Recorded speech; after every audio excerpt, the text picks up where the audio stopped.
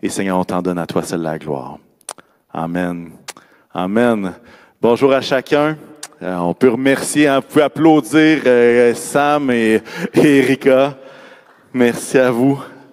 Et quel privilège de pouvoir le louer. Et ce matin, c'est moi qui apporte la parole. Et on va faire ça assis même. Et comme on l'a chanté, on a besoin d'amour, hein? On a besoin de cet amour qui vient de Christ. Et à travers nos rencontres festives du temps des fêtes, on se rend compte à quel point est-ce qu'on a besoin de l'amour, à quel point on a besoin d'être aimé et qu'on a besoin d'aimer. Et peut-être pour le meilleur et pour le pire, peut-être dans l'abondance ou la carence d'amour pendant les fêtes, la conclusion demeure la même.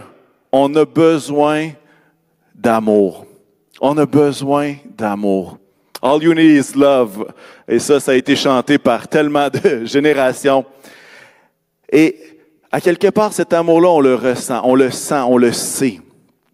Et puis, ce matin, j'aimerais que vous puissiez prendre votre Bible. Je ne sais pas où est-ce que vous êtes présentement, peut-être dans votre salon, peut-être dans votre voiture. Je ne sais pas si vous nous écoutez en direct ou en différé.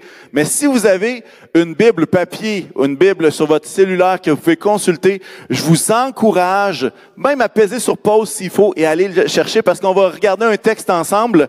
Et puis, je pense que ça vaut la peine de l'avoir devant nous, au-delà de ce qu'on peut mettre sur l'écran de projection. Alors, pendant que vous allez chercher vos Bibles, je vais prier pour vous que vous la trouviez, qu'elle soit pas trop poussiéreuse. Hein? Peut-être ça peut être une résolution de la nouvelle année, que ma Bible soit vraiment moins poussiéreuse parce que je vais l'ouvrir plus souvent. Mais prions ensemble. Seigneur éternel, merci pour ta parole. Merci pour cette parole qui est esprit et vie, qui nous parle, qui est vivante et qui demeure vivante au siècle des siècles. Merci de l'avoir préservée à travers les années pour qu'on puisse, Seigneur, y plonger le regard et qu'on puisse y être encouragé dans nos vies aujourd'hui. Alors, Seigneur, puisses-tu placer ta main sur ce message, sur ce qui va prendre place et que ton nom puisse être élevé en toutes choses. Et tous ceux qui sont d'accord avec moi peuvent dire un grand Amen ce matin.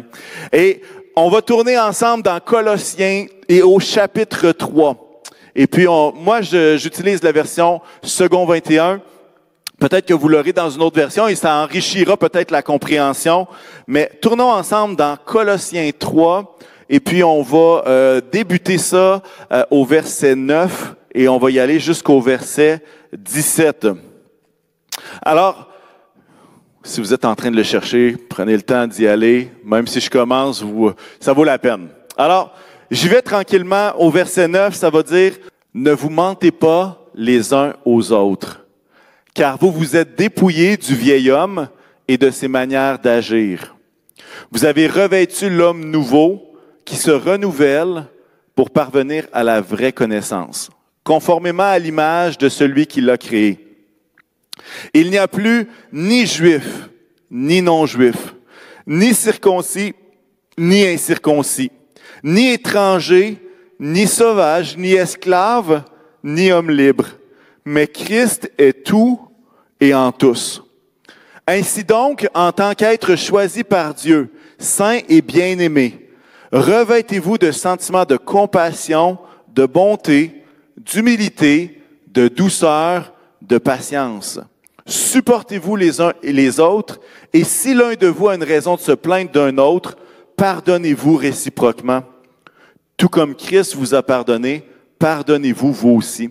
Mais par-dessus tout cela, revêtez-vous de l'amour qui est le lien de la perfection. Au verset 15, on peut lire que la paix de Christ, à laquelle vous avez été appelés pour former un seul corps, règne dans votre cœur et soyez reconnaissants. Que la parole de Christ habite en vous dans toute sa richesse. Instruisez-vous et avertissez-vous les uns les autres en toute sagesse par des psaumes, par des hymnes, par des cantiques spirituels. Chantez pour le Seigneur de tout votre cœur sous l'inspiration de la grâce. Et quoi que vous fassiez, en parole ou en acte, faites tout au nom du Seigneur Jésus, en exprimant par lui votre reconnaissance à Dieu le Père. Quel texte formidable, un texte inspirant. Dans une des versions de la Bible, on peut lire le sous-titre de cette section, de cette portion de texte-là qui va dire « Les relations dans l'Église ». Et ce qu'on va faire ce matin, c'est qu'on va regarder ce texte-là en 3 blocs. Le premier bloc va être le verset 9 à 13 qui parle finalement de l'attitude de cœur dans l'Église à travers la différence. Ensuite, on va prendre un autre morceau qui est un peu ce qui est au centre de toute la déclaration de Paul et qui va être le verset justement que l'amour est le lien de la perfection. Comme en sandwich, mais quelque chose de tellement important dans ce que Paul essaie de communiquer. Et finalement, les versets 15 à 17 que j'ai nommé par moi-même ensemble en relation avec Jésus. Et ce qu'on va faire, c'est qu'on va vraiment les décortiquer ensemble. On va essayer d'approfondir ce texte-là. Et je crois qu'il y a un réel appel à l'amour, c'est évident, mais un appel à mettre en pratique ces paroles précieuses que Paul va adresser à l'Église de Colosse. Et si on fait juste revisiter le verset 9 à 13, le bloc numéro 1, je vais le lire un peu plus rapidement. Il va dire « Ne vous mentez pas les uns les autres, parce que vous êtes dépouillés du vieil homme. Vous avez revêtu l'homme nouveau. » Et conformément à l'image de celui qui l'a créé. Et là, il va dire, il n'y a plus juif, ni non-juif, il n'y a plus de circoncis, ni incirconcis, ni étranger, ni sauvage, ni esclave, ni homme libre, mais Christ est tout et en tous. Puis là, ensuite, il va amener justement cette attitude de cœur-là. En tant qu'être choisi par Dieu, revêtez-vous de sentiments de compassion, bonté, humilité, douceur, patience. Supportez-vous les uns les autres. Pardonnez-vous réciproquement. Et c'est intéressant qu'on parle ici de vertu, de qualité, d'attitude de cœur à avoir les uns envers les autres. Hein, ne pas se mentir, agir avec bonté, compassion, douceur. Hein, et toutes ces choses-là, de supporter les uns les autres. Et l'apôtre Paul va dire quelque chose comme, il faut se revêtir. Peut-être qu'il fait froid et que peut-être vous êtes arrivé récemment au Québec. Et vous comprenez toute l'importance de se revêtir d'un manteau d'hiver lorsqu'il fait froid à l'extérieur, ou même quand il fait fret. Et il y a cette idée justement de se revêtir de ses qualités, de se revêtir de ses attributs, de ses vertus. Et ça, je pouvais pas m'empêcher de voir qu'à quelque part, se revêtir, c'est peut-être aussi de comprendre que ça vient pas nécessairement toujours naturellement de l'intérieur, mais c'est quelque chose qu'on doit revêtir, quelque chose qui vient de l'extérieur et qu'on décide de mettre, quelque chose qu'on décide de porter, hein, comme un manteau. S'il y a des adolescents qui écoutent, eux décident volontairement de ne pas se revêtir de leur manteau d'hiver à -20, trouvent qu'il fait trop chaud. Mais l'apôtre Paul va faire quoi? Il va encourager les Colossiens à revêtir ces sentiments-là. Et à quelque part, d'où est-ce que ça vient tout ça? Pourquoi est-ce qu'on serait capable de se revêtir de ces attitudes qui sont nobles, qui sont belles, qui sont tellement parfaites finalement? Ben, l'apôtre Paul au début va parler de quoi? Il va dire, hey, vous avez revêtu l'homme nouveau. Hein? Cette idée d'être régénéré par Dieu, d'être né nouveau, d'être transformé par le Seigneur, c'est ce qui nous permet de pouvoir se revêtir de ces qualités-là. Peut-être vous avez déjà essayé par vos propres forces de vous revêtir de ces qualités-là. Il faut que je sois doux, il faut que je sois doux, il faut que je sois doux, il faut que je sois doux. Hein? Des fois, ça marche pas toujours qu'on essaye par nos propres forces, mais à travers le manteau, justement, de l'homme nouveau, régénéré, ben, il y a cet appel-là, justement, cette capacité-là à dire, je veux me revêtir de ces qualités-là. Et peut-être que, justement, on se pose la question, comment est-ce que je peux faire pour revêtir ces qualités-là? Comment ça se passe dans le pratique? Et j'aimerais nous encourager à la chose suivante. Et peut-être une chose qui, pour moi, est une balise, est un truc, est une façon de voir la chose. Mais moi, j'ai jamais été capable d'agir avec bonté, bienveillance, douceur quand mes pensées sont négatives. C'est comme, j'ai bien de la misère à prier pour quelqu'un après qui je suis fâché. Ou il y a un certain degré d'amertume qui est là. Et à quelque part, il y a cette idée de garder notre cœur, de garder nos pensées dans quelque chose qui est positif, qui est rempli d'amour finalement. Ah, ce passage-là, hein, dans les psaumes, hein, garde ton cœur plus que toute autre chose, parce que de lui proviennent les sources de la vie. J'aimerais dire que c'est pas juste les sources de la vie qui proviennent de ton cœur, mais la source de tes actions, la source de ta douceur va provenir également de cette capacité à garder ton cœur. Garder ton cœur. Et la question est, quand il y a une situation, puis là, on est dans le contexte en relation dans l'Église. Quand il arrive une situation avec une autre personne dans l'Église, où est-ce que ça marche pas, où est-ce qu'il arrive un incident, hein, c'est plus compliqué, c'est plus difficile. Est-ce qu'on est capable de voir cette personne-là avec un regard positif? Ah! Tout un défi pour cette année 2023. Et pourquoi est-ce que c'est difficile? Parce que justement, on ressasse ça dans notre cœur, on tourne ça, on le mastique, ça vient dans notre tête, puis on n'est pas capable, on essaie de s'en débarrasser, puis tout ça. Mais moi, j'aimerais vous dire que si on laisse traîner ça trop, ce qui se passe, c'est la chose suivante. C'est que nos pensées demeurent excessivement négatives. Je vais dire négatives parce qu'il y a toutes sortes d'émotions reliées, mais ça devient impossible de se revêtir de ces sentiments de compassion, d'amour, de bonté, d'humilité, de douceur, de patience, d'être capable de supporter les uns les autres. Alors, j'aimerais nous encourager, lorsqu'il arrive une situation dans l'Église, ou des relations les uns avec les autres.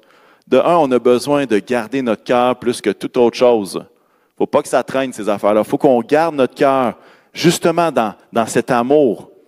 Et peut-être qu'il serait pertinent ou peut-être que ça serait bon qu'on puisse voir les autres comme étant des personnes en route, en chemin. Des fois, on vient à l'Église en disant « Hey, je suis tellement content de venir au Carrefour. Les gens sont tellement souriants.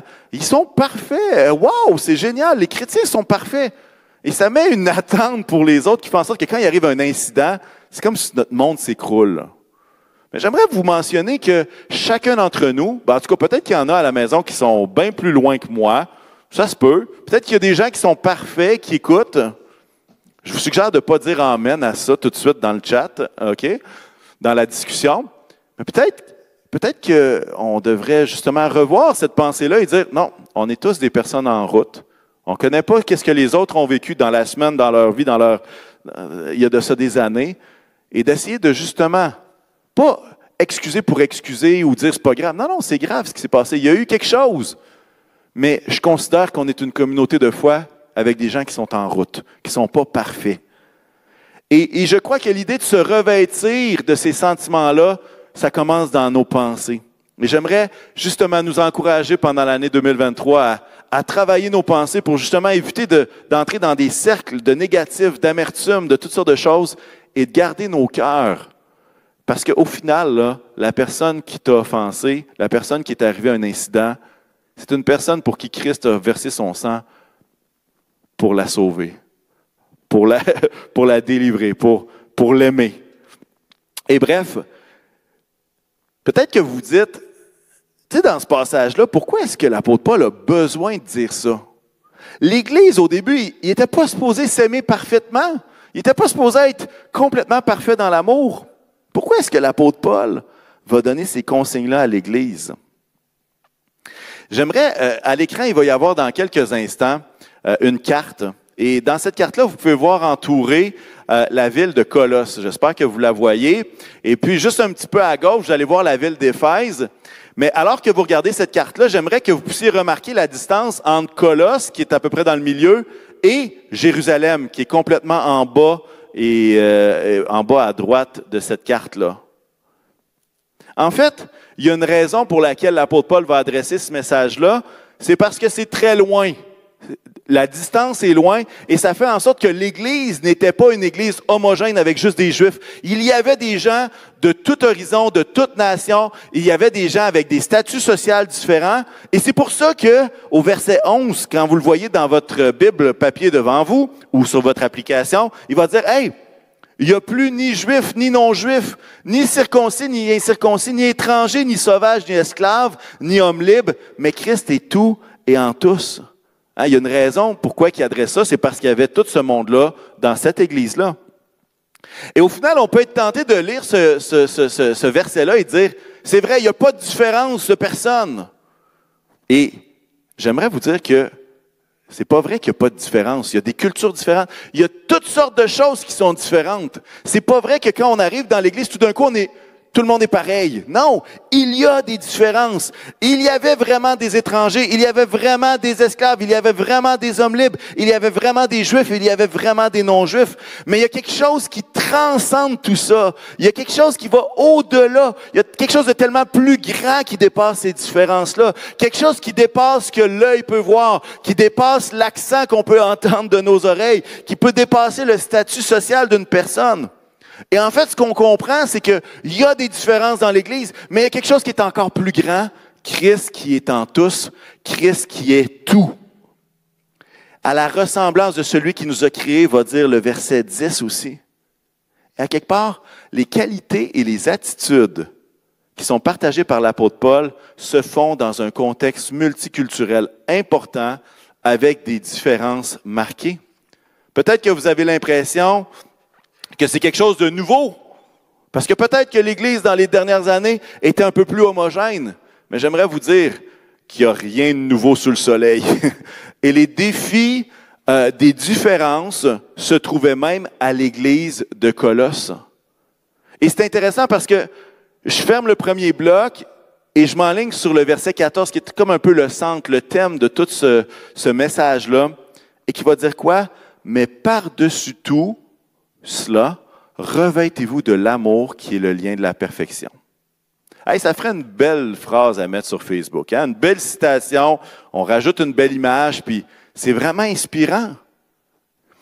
J'ai essayé de comprendre cette phrase-là à la lumière du contexte, puis j'ai fait un petit peu de recherche de grec. Je ne veux pas vous noyer dans le grec, là, mais il y a quelque chose d'intéressant dans cette expression, l'amour qui est le lien de la perfection.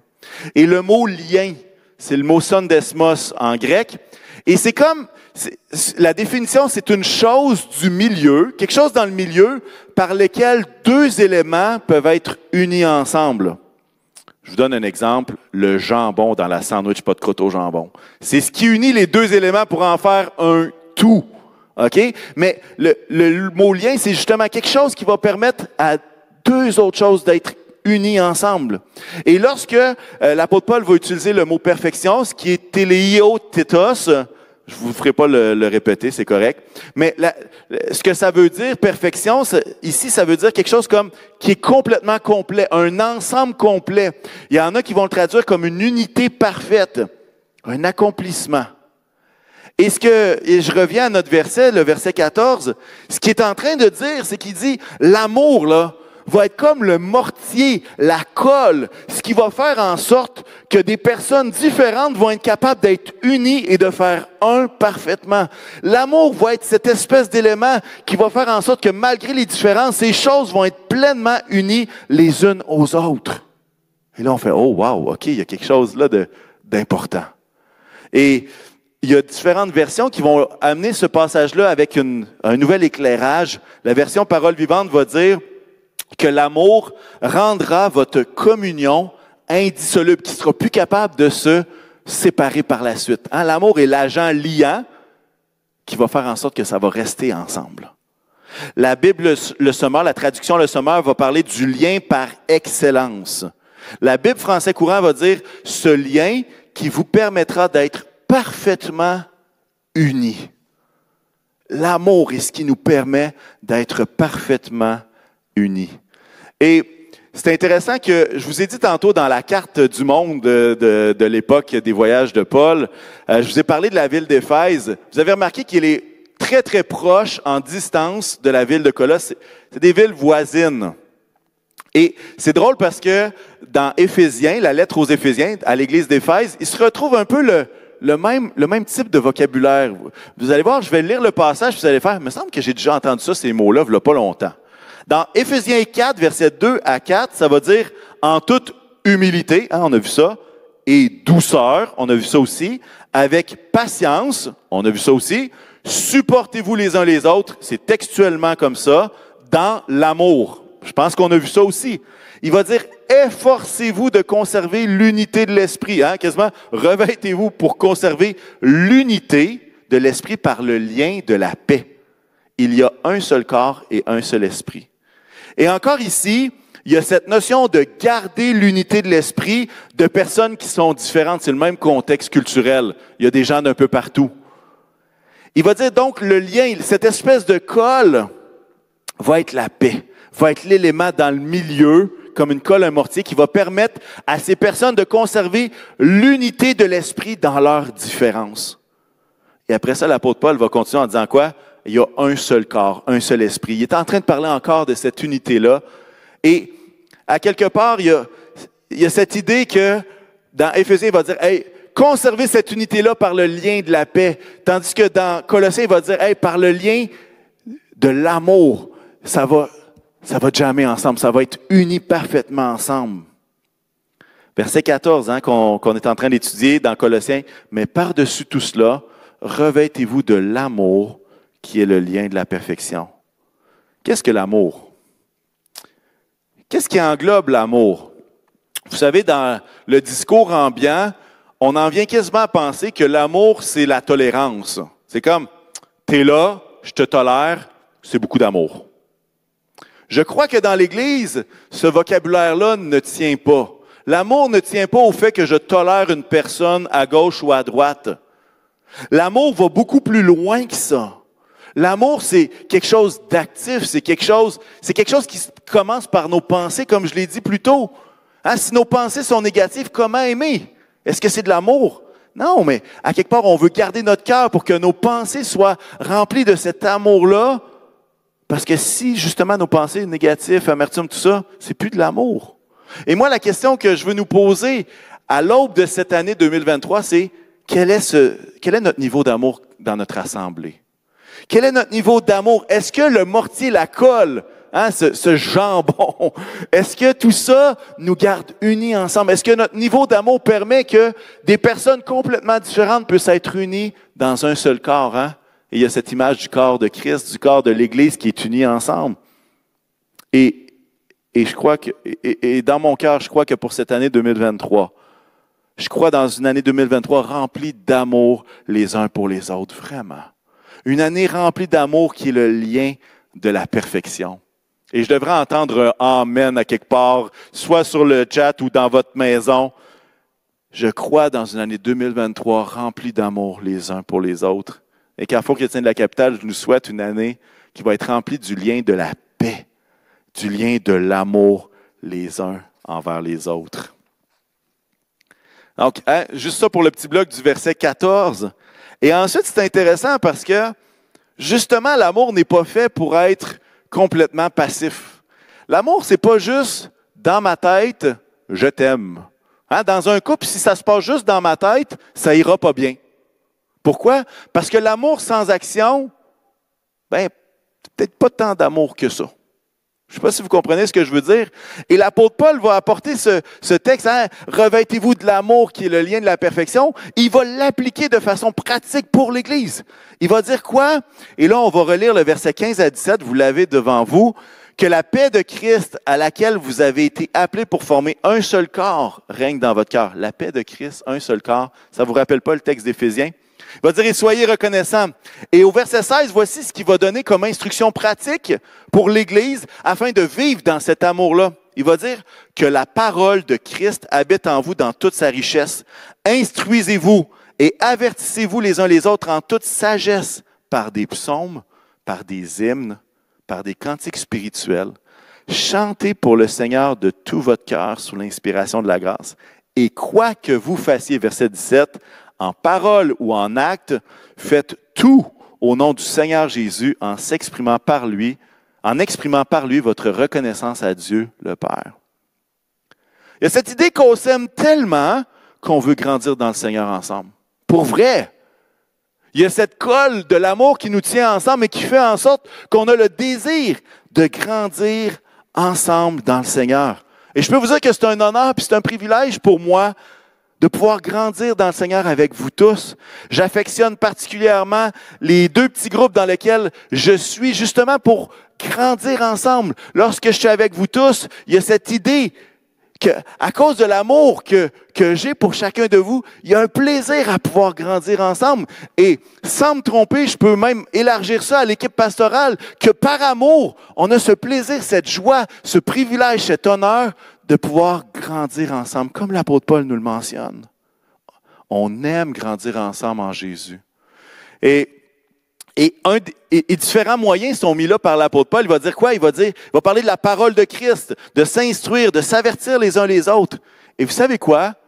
Ça fait partie des raisons pour lesquelles, à chaque semaine, et je vais vous faire une prophétie ce matin, à chaque semaine, on va ouvrir la parole ensemble chaque dimanche matin et ça va continuer comme ça. Parce qu'il y a quelque chose de précieux dans le fait d'ouvrir la parole ensemble en communauté et de grandir ensemble. Il va dire non seulement ça, il va dire, hey, chantez des psaumes, des hymnes, des cantiques, chantez pour le Seigneur, chantez de tout votre cœur. Et je vais vous faire une autre prédiction ce matin. Il se pourrait fort bien qu'à chaque dimanche matin, jusqu'à la fin de l'année 2023, qu'à chaque fois qu'on se rencontre, il va y avoir des chants et on sera invité, que vous faussiez ou pas, que vous ayez la plus belle voix, Pavarotti ou pas. On veut chanter de tout notre cœur. Pourquoi? Parce qu'à travers ça, on grandit ensemble. Et parce qu'il y a cet amour-là qui est le lien qui nous relie par la perfection, ben on veut faire ces choses-là. On veut chanter ensemble. Et la question, c'est, est-ce que tu aimes assez ton frère, ta sœur en Jésus pour passer du temps avec lui, avec elle, pour grandir dans le Seigneur? Je vous l'ai déjà partagé, c'est pas nouveau. Je l'ai dit plusieurs fois, mais un de mes rêves dans le plus profond de mon cœur, c'est de voir des gens connectés les uns les autres avec des relations significatives dans la foi. Et il y a de la place pour tout le monde. Je prie pour des relations significatives les uns avec les autres, des gens connectés qui s'aiment tellement qu'ils veulent grandir ensemble en Jésus. Et ça va avec ce que Jésus va dire dans Jean 13. Il va affirmer au verset 34 et 35, « Je vous donne un commandement nouveau, aimez-vous les uns les autres. Comme je vous ai aimé, vous aussi aimez-vous les uns les autres. C'est à cela que tous reconnaîtront que vous êtes mes disciples, si vous avez de l'amour les uns pour les autres. » Et j'aimerais terminer en soulignant le verset 17 de notre texte. Vous l'avez encore devant vous, j'espère. Je vous l'ai dit que ça serait utile. Le début du passage était « Ne vous mentez pas les uns les autres ». Je ne vous ai pas menti, vous en avez eu besoin. Il va dire quoi? Il va dire, le verset 17, « Et quoi que vous fassiez en parole ou en acte. » Hein? Intéressant que l'amour nous pousse à action, parole. Faites toutes ces choses-là au nom du Seigneur Jésus en exprimant par lui votre reconnaissance. Et je ne peux pas m'empêcher de croire, et c'est en lien avec le reste de l'Écriture également, que ce lien de la perfection qui nous unit, cette relation avec Christ, que chacun de nous, on a cet amour qu'on a chanté tout à l'heure, que ton amour est plus grand, cet amour qu'on a vécu, et qu'après ça, on a cette relation-là avec Jésus, et cet amour qui est le lien de la perfection qui fait en sorte que justement on peut s'unir, des gens complètement différents, qui à cause de l'amour deviennent unis ensemble. Je ne peux pas m'empêcher de croire que si on grandit tous ensemble, ça va inévitablement nous propulser à aimer en dehors des murs de cette Église. Il n'y a aucun doute que ce lien de la perfection qui nous unit n'est pas fait juste pour qu'on s'aime puis qu'on tripe ensemble, mais est fait pour que cet amour-là inévitablement sorte des murs de l'Église et se transmette dans nos familles, dans nos entourages, dans nos lieux de travail, avec les gens qu'on rencontre, les gens à qui on peut partager le nom du Seigneur. Une vie marquée par son amour, une vie centrée dans l'amour, une vie vécue avec amour à l'intérieur des murs de l'Église comme à l'extérieur des murs de l'Église. Moi, je crois qu'il est temps en 2023 de briller par cet amour-là qui est le lien de la perfection. Hein? L'apôtre Paul va dire quoi alors que je vais inviter les musiciens à venir me rejoindre à ce moment-ci? L'apôtre Paul va dire la chose suivante. Maintenant, ces trois choses demeurent. La foi, l'espérance, on en a parlé il y a de ça quelques semaines, et l'amour. Et la plus grande, c'est l'amour. Ce matin, je ne veux pas passer à côté de ce message, de cet encouragement à aimer. Hébreux 10, 24 va dire, justement, dans les relations pour l'Église, les uns avec les autres, va dire « Veillons les uns sur les autres pour nous inciter à l'amour et à de belles œuvres. » En conclusion, merci Sam, c'est gentil. En conclusion, il y a cet appel-là pour chacun de nous à se revêtir de ces sentiments-là. Comment faire ça? En gardant nos pensées sur Jésus, en gardant nos pensées dans l'amour, en gardant nos cœurs, en faisant de l'amour le centre de nos vies. Et vous savez quoi? Je pense qu'il n'y a pas beaucoup de risques à faire de l'amour le centre. Je pense que, je ne sais pas pour vous, mais moi, quand mon cœur est rempli d'amour, c'est difficile d'être malheureux. C'est difficile d'être oh, ça va pas bien, ah. Mais lorsque j'aime et lorsque je suis aimé, il y a cet effet-là que ça produit. Et vous le connaissez, cet effet-là, je n'ai pas besoin de vous le partager. Mais j'aimerais qu'on puisse faire de l'amour le centre et que le lien de la paix, le lien de l'amour, soit ce qui nous permet de vivre ensemble comme communauté de foi. Peut-être vous dire, « Hey, il y a pas mal de nouveaux au Carrefour, je ne connais pas tout le monde. » Hey, il y aura des occasions en 2023 pour justement connecter les uns aux autres. On a même des dîners qui s'en viennent, justement pour favoriser cela. On vous en parlera un peu plus tard. Mais on veut que cette année 2023-là soit revêtue de l'amour qui est le lien de la perfection. Alors que je vais m'installer 2 secondes, on va juste prier ensemble. Seigneur éternel, on veut te rendre gloire, Seigneur, parce que ce texte nous parle ce matin. Et on ne veut pas vivre cette année 2023 juste au gré des vents, au gré des marées. Mais Seigneur, on veut être intentionnel pour vivre rempli de ton amour et débordant de cet amour pour les gens qui nous entourent, dans nos relations avec les gens de l'Église, dans nos relations à l'extérieur. Seigneur, puisses-tu nous aider, Seigneur, à revêtir ces sentiments de compassion, de bonté, de douceur, d'amour, Seigneur. Et peut-être qu'il y en a certains ici qui partent de plus loin que d'autres. Peut-être que pour certains, c'est un peu plus naturel. Mais Seigneur, nous croyons qu'alors qu'on veut faire de ton amour le centre, puisses-tu nous aider, Seigneur, à développer cela. Puisses-tu nous aider à garder notre cœur plus que toute autre chose. Et puisses-tu bénir, Seigneur, ces relations que nous avons les uns avec les autres au Carrefour chrétien de la capitale. Je prie et déclare une année 2023 remplie de ton amour et remplie d'amour les uns pour les autres. Je déclare, Seigneur, cette année pour briller dans l'amour, pour briller par cet amour qui déborde dans nos cœurs. Seigneur, on aimerait faire tous les efforts de notre côté, mais Seigneur, on reste dépendant de toi. C'est toi qui peux augmenter notre amour. C'est toi, Seigneur, qui peux nous ramener dans ton amour. Alors, Seigneur, je te prie de le faire de façon puissante, de le faire de façon tranquille, Seigneur, tout doucement, de créer des chemins tout tracés dans nos cœurs et dans nos vies, Seigneur. Et on te remercie parce que c'est toi qui crées le vouloir et le faire dans chacune de nos vies. Alors, Seigneur, puisses-tu aider, Seigneur, celui qui peut-être ressasse des idées d'amertume depuis trop longtemps. Seigneur, accorde-lui de pardonner, tout comme toi, tu nous as pardonné. Que, Seigneur, celui qui peut-être est à notre gauche et à notre droite, et peut-être qui nous énerve, peut-être qui nous... Oh, que c'est difficile. Je te prie, Seigneur, qu'on puisse devenir avec un cœur qui nous supporte les uns les autres. Seigneur, fais grandir notre amour. Je te le demande, Seigneur, pour ta gloire. Amen et amen. Amen.